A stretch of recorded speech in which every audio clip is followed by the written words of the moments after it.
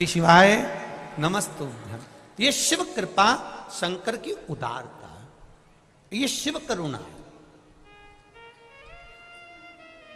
अब सुनो दिल से, जितने लोग आस्था पर कथा सुन रहे हैं, जितने फेसबुक यूट्यूब पर सुन रहे हैं और जितने इस पावन प्रागण्य में कथा सुन रहे हैं, आप दिल से सुनो, हृदय से। ये भी मत देखो कि कहां बैठे हो, बस जहां मौका मिल जाए, जहां जगह मिल जाए।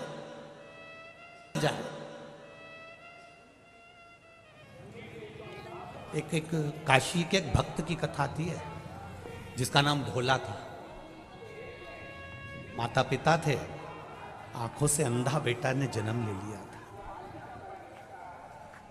अब आंख से अंधा बेटा घर में जन्म ले लिया, एक ही लड़का, और वो भी आंख से अंधा। वही ले रहे धनुष वाले। माँ भी रोती थी और पिता भी रोते थे कि बेटा ने भी जन्म लिया तो आंख से अंधा। नहीं है इसके, अंधा ही है।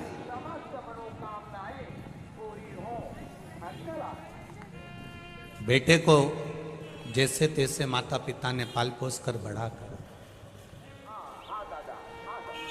अब घर में अगर कोई विकलांग है, कोई का पाँव नहीं, कोई का हाथ नहीं, कोई के शरीर में रोग है या बीमारी है और उसका कोई नहीं है, तो माँ बाप तो यही सोचते हैं ना कि हम तो है ना, जब तक है हम तो अपने बच्चे को संभालेंगे जब तक जीवन मिला। मनुष्य की देह स्टेशन है, मेरा बेटा है, मुझे संभालना। रामघाट के नाम अंधे बेटे को, जिसका नाम उन्होंने काशी में भोला रख दिया था, उस भोला को वो संभाल। रामघाट था बेटा। अरे ये तो रही है। हमारा सनातन धर्म बड़ा विचित्र बात कहता है, जीत के शक्ति बाढ़ से लक्ष्मण मूर्ति। ना अंधे को देखकर कभी हंसना है, ना लूले को देखकर कभी हंसना है, ना अपंग को, ना कोई का हाथ पांव, किसी के नेत्र, कुछ भी तकलीफ में हमें कभी नहीं हंसना।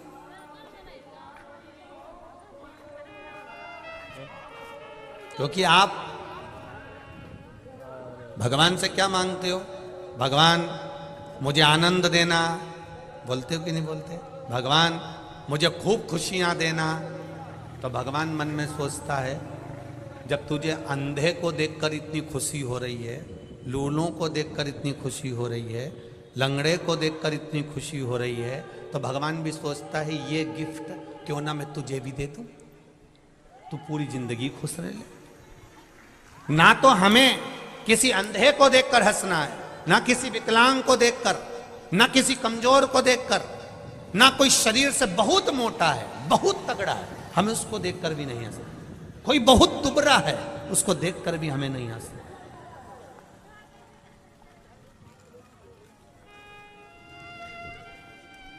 और यदि हम उसको देखकर हंस रहे हैं, हम उसके ऊपर एक उंगली उठा रहे हैं, हम उसको देखकर थोड़ा ठिठोली कर रहे हैं, तो ये तैयारी रखना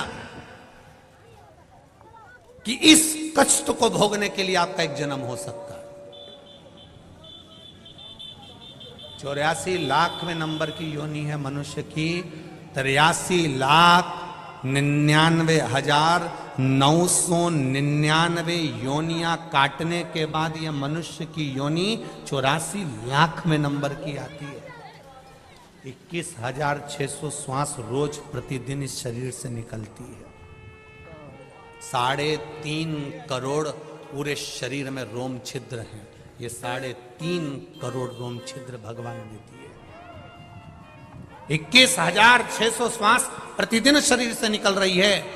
83,99,999 योनियां छोड़ने के बाद मनुष्य की देह मिलती है।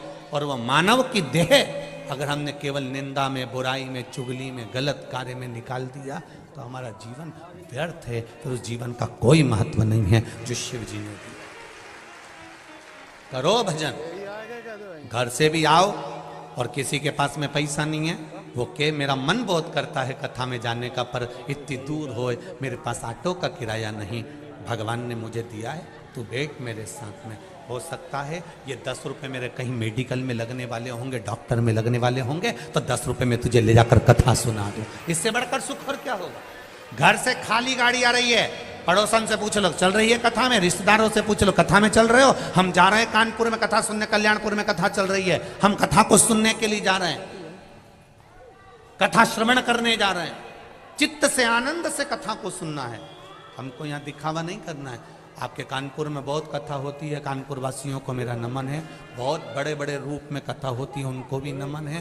पर यहाँ जो कथा हो रही है, यहाँ श्रोता नहीं बैठा हुआ है। चलो साथ में। ये जो समिति कथा करा रही है, यजमान कथा करा रहे हैं, या जितने भी लोग सेवा में लगे हुए हैं, उनसे एक ही निवेदन करूंगा, यहाँ कथा सुनने के लिए श्रोता नहीं बैठा है। यहाँ जितने भी आएंगे वो भोला आएगा और भोला का भगत आएगा, इसके सिवा कोई नहीं। जो शंकर का प्रिय है, जो शिव का प्रिय है, वही यहाँ पहुंचने वाला, उसके सिवा कोई नहीं पहुंचने वाला। ये तो संबंधों की बात है। किसी के यहाँ शादी होती है, अभी शादी का सीजन चल रहा है, बोलो री जी जी सही है कि गलत है? खूब शादी का सीजन चल रहा है। किसी की बहन के यहाँ शादी, किसी के काका जी के शादी, किसी के मामा जी के शादी, किसी की बुआ जी के यहाँ शादी। तो जिसके रिश्तेदार के यहाँ शादी है तो रिश्तेदार को जाना पड़ेगा। जिसके जैसे संबंध होते हैं वो शादी में वैसा ही पहुंचता है। अब उनका संबंध वहां शादी में था तो वो शादी में चले गए। आपका संबंध महादेव से था इसलिए यहां आ गए। ये तो संबंधों की बात है। ये तो आपका संबंध कैसा है ये मालूम पड़ता है कि संबंध कहां निभ रहा है, कहां पहुंचे हो आप। भोला की आंख नहीं है, भोला आंखों से अंधा है। पर माता पिता ने विचार करा कि मेरा बेटा आंखों से विहीन है, इसके जीवन में हमें कुछ अच्छा कर देना चाहिए, इसके जीवन में हमें कुछ अच्छा करना है।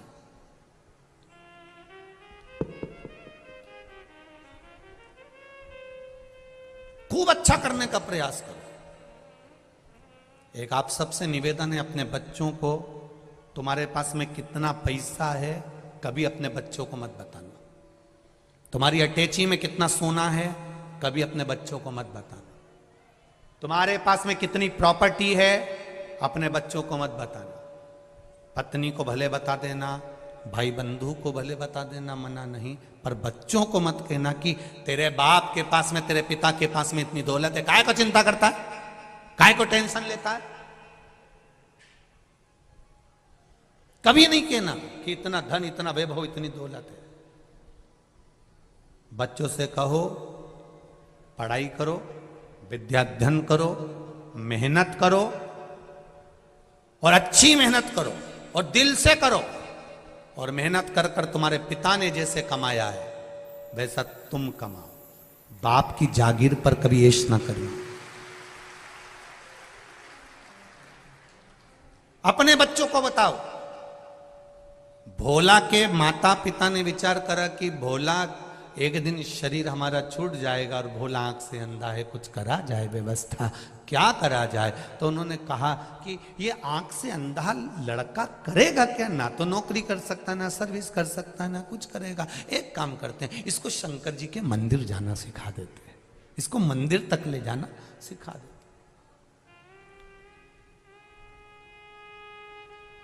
बस इतना बहुत है।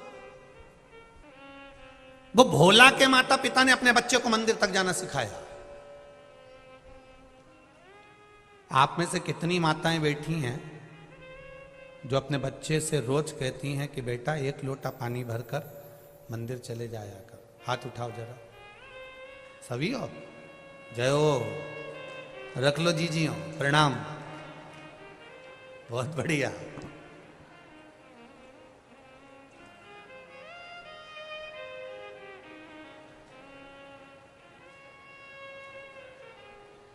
प्रणाम, आपको नमन।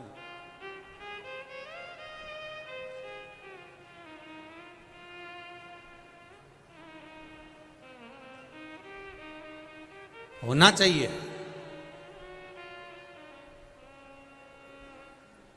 हम पहले भी कथा में कही और आज फिर कह रहे हैं,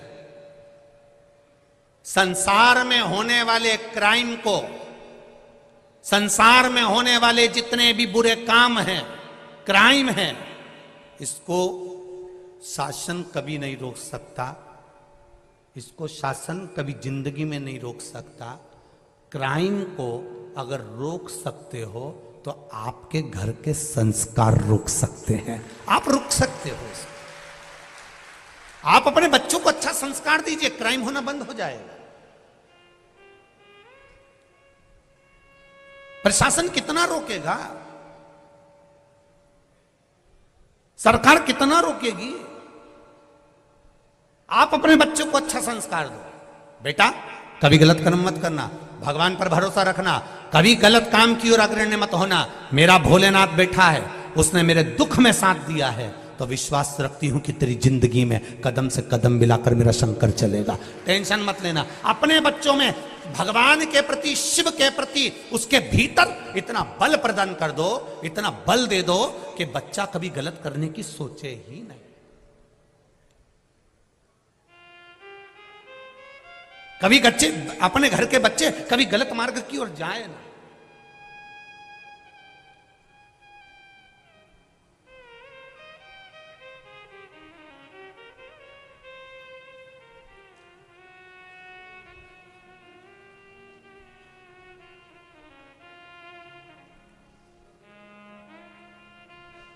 गलत मार्ग की ओर वो बच्चे प्रशस्त ना हो, आगे ना बढ़े।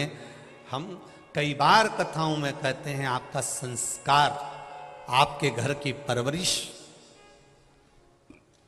आपके घर का भजन,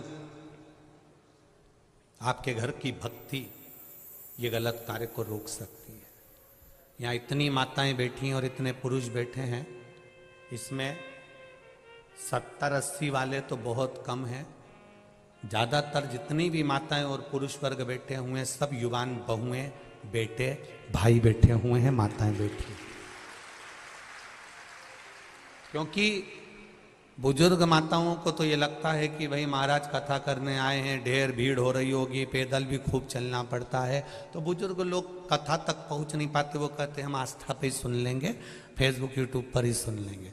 पर युवान जो बेटे हैं, बेटियां हैं, माताएं हैं, इनके मन में एक ललकता रहती है कि एक बार मैं शिव महापुराण की कथा शंकर भगवान की छत्र छाया में बैठकर सुनूं। क्योंकि जहां कथा होती है उसकी छत्र छाया में बैठकर कथा का रस तत्व ग्रहण करूं, ये इनके भीतर की जागरूकता करती।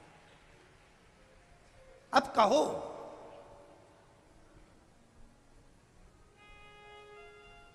आपका बल, आप अपने जो बच्चों को बल दे रहे हो, काशी में रहने वाला भोला, उसकी माता पिता ने बल दे दिया कि अगर हम मर भी गए, हमारे प्राण चले गए, तो बेटा कम से कम शंकर के मंदिर जा रहा है, शंकर का गुणगान कर रहा है, शिव का भजन कर रहा है, शिव मंदिर में बैठेगा, भगवान का भजन गाएगा, तो जितने लोग मंदिर में आएंगे कम से कम वो तो सहयोग करेंगे।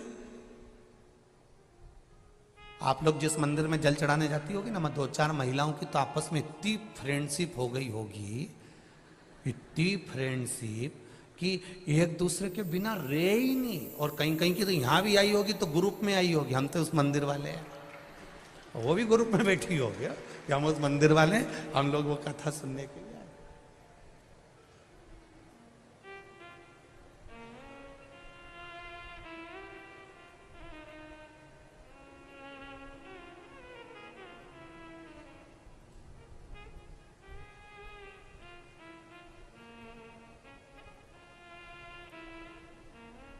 अब कम से कम मेरे बेटे को, शंकर भगवान के जितने मंदिर में आने वाले लोग हैं, वो मेरे पुत्र को देखेंगे, संभालेंगे। हमारे प्राण छूट भी गए तो हमारे बच्चे को कम से कम मंदिर में आने वाले देख लेंगे, संभाल लेंगे। ये जानकर माता पिता ने अपने पुत्र को शिव मंदिर ले जाना चालू कर दिया। बेटा बड़ा हो गया, मंदिर जाते रहे। एक दिन माता पिता ने अपने बच्चे से कहा कि हम पर गांव जा रहे हैं, वहां से आए, तब तक तुम शिव मंदिर में बैठना। माता पिता पर गांव निकल गए और दूसरे गांव से आ रहे थे तो कहीं एक्सीडेंट हो गया और दोनों माता पिता के प्राण छूट गए। भोला शिव मंदिर में बैठा हुआ है, उसकी भक्ति,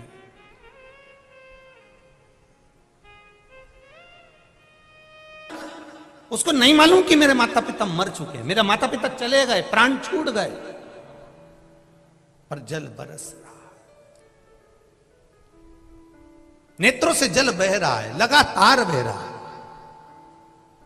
एक भाई वहां रोज जल चढ़ाने आता था शिव जी के मंदिर में, उसने पूछ लिया, आज तेरा आंखों से जल बह रहा है, आंसू निकल रहे हैं, क्या बात है? भोला कहता है मेरे माता पिता पर गांव गए, अभी तक आए नहीं है। उनका इंतजार करते करते मैं सुबह से थक गया, चल मैं तुझे घर छोड़ देता हूं। जो रोज शिव जी के मंदिर में जल चढ़ाने आता था, उसने भोला का हाथ पकड़ लिया। जिसका कोई नहीं होता उसका भोलेनाथ होता है। इतना भगवान विष्णु ने कहा होगा। भगवान विष्णु उतना ही देंगे जितना तुम्हारी किस्मत में, जम के बोलो जरा, लिखा होगा। पर भोलेनाथ उतना देंगे कितना, ना तो वो ब्रह्मा जी का लिखा हुआ देखते हैं, ना वो विष्णु जी का लिखा हुआ देखते हैं, ना वो भाग्य का लिखा हुआ देखते हैं। वो तो केवल इतना देखते हैं कि मेरे दरवाजे पर आया है और मुझे देना है, बस खत्म। उसे कोई मतलब नहीं, उसे कोई मतलब नहीं। आया वो भस्मासुर आकर खड़ा हो गया, और भस्मासुर कौन था ये भस्मासुर? कितना कितना भगवान शंकर का भक्त। वो भस्मासुर था कौन? शिव जी का भक्त। इतनी पूजन करता था शंकर जी की, इतनी पूजन करता, शंकर जी प्रसन्न हो गए। शंकर जी ने कहा मांग तुझे क्या चाहिए? बस आपकी सेवा करना चाहता हूं। शंकर जी ने कहा ठीक है, कर ले सेवा, मेरे को काम बता। कई कई बहुएं ऐसी होती हैं, नई नई आती हैं, एकदम तो कहती मम्मी मैं क्या काम करूं, और इतने दिन में मम्मी कह दे बेटी जा लिट्टी चोखा बना ले, या मम्मी कह दे बेटा जा वो चिलड़ा बना ले। चीला आटे में शक्कर गुड़ घोल के तवे के ऊपर, क्या बोलते हो, चीरा ना, हाँ तो वो चीला बना ले। अब वो बहू को पहली बार माँ ने कहा जा, अब तू पूछ रही कि क्या करूं क्या करूं क्या करूं, तो चीला बना ले। अब नई बहू और चीला बना के बता दे, गारंटी है आप भी बना कर देखना, हमने तो कई बार प्रैक्टिकल करा है, बनता ही नहीं। पहला चीला तो बिगड़ता ही है, उसको कितना ही घी डाल दो और उसके बाद वो घोल डाल के फैला दो, फैलाने के बाद उसको जो खोचा होता है ना, उससे उसको बनाओ तो भेला हो जाए, ढेला, और फिर वो किसी काम का नहीं होता। तो नई नवेली बहू पूछती है माँ क्या बनाओ, और माँ बोल दे चीला बना ले, और इतने में बनाया वो तो ऐसा बन गया। उसने सोचा करूं क्या, तो उसने चूल्हे में ही डाल दिया। सास को खुशबू आई, क्या जल रहा है? कहीं नहीं, चीला देख के मेरा दिल जल रहा है। अब बोल तो सकती थी कि वो चीला जल गया, अब बोले तो बोले क्या?